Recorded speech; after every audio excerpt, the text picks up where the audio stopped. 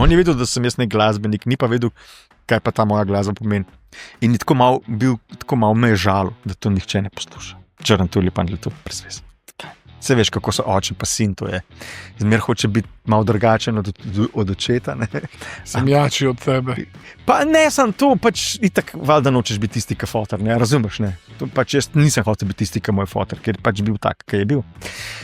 In pol enkrat, ampak pa smo pa te fantje iz benda, ki je bil to šolski bend, sem mu rekel, ne, sem to pa ljudje imajo radi, ne. To pa ljudje poslušajo, kaj je s tabo.